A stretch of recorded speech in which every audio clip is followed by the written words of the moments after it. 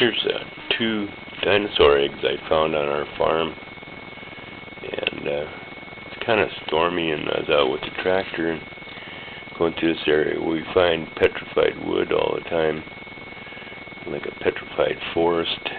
Anyway, these 2 were in a little mound that was like, almost looked like a nest in the dirt. And so I got off and went over and looked, and they're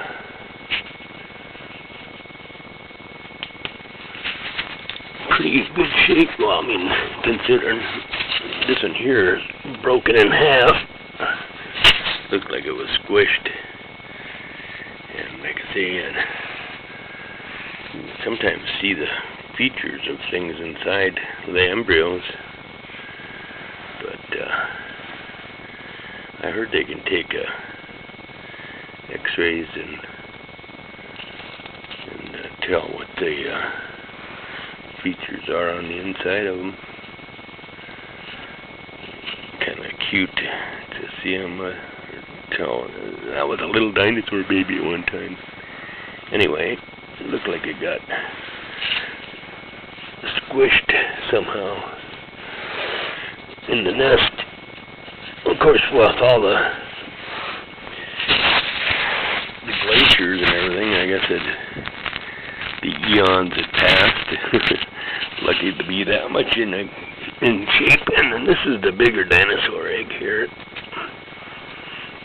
And this one here you can kind of see, well, like, I don't know if that's some concretion or part of the shell, or I think they were kind of leathery, but some of it looks like you can almost see features. But they say they can X-ray them and get them. I got a little bit of paint on there from the tractor when I moved it. But anyway, this one here has a interesting anomaly in the bottom of it. And it's got a hole here. It's almost like it's shaped like a claw or some beak or something like that. I wonder if it was something got into the nest and ate it, or if Mom stepped on it with a claw. But anyway, this is in the southwestern part of North Dakota where we live, and we live right near the Bad Lands. And they found all kinds of dinosaurs around here. And it's not so uncommon that we find these eggs out in the pastures and such. It's kind of unique where the landform hasn't really changed since the dinosaurs were here. Like I say, we find petrified wood and almost whole petrified sections of trees where you can count the rings with the dendrology or whatever. And but they find bones all the time. I found a few bones and vertebrae sections and all, but this is the first eggs I found.